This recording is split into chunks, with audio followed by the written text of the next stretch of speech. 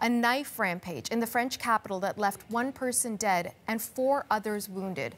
We have new video and an eyewitness account of the horror as it unfolded in that popular bar and restaurant area last night.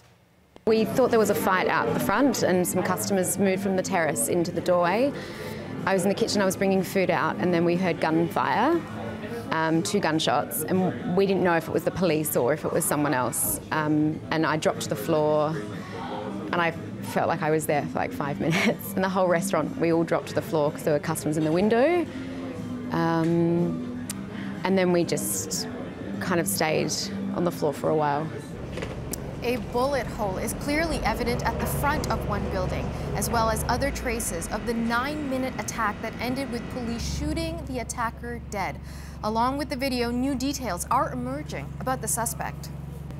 Dominic Velitis has more on that part of the story from our London bureau.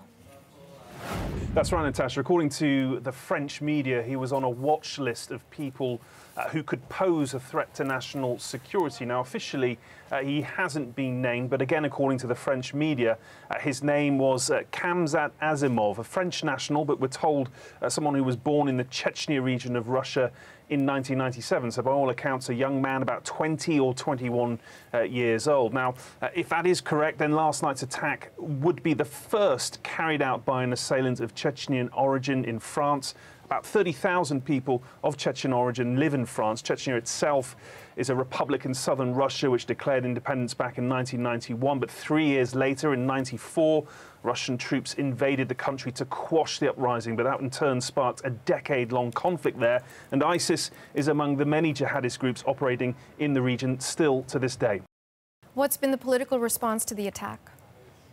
Well, there's been a political response, and there's also been a response from ISIS as well, Natasha. It has claimed responsibility for this attack, describing the man as one of its soldiers, but without offering any proof for its claim. But yes, there has been a political response as well. We have heard from the French President Emmanuel Macron. He released a very short statement on Twitter earlier today, which I think we can show you now. He said France has once again paid in blood, but will not give an inch to the enemies of freedom. As I mentioned a short while ago, Natasha, the area that this attack took place is particularly popular with tourists, and we've had an advisory today from Global Affairs Canada, which advises Canadians in France to exercise a high degree of caution in the country due to the current elevated threat of terrorism.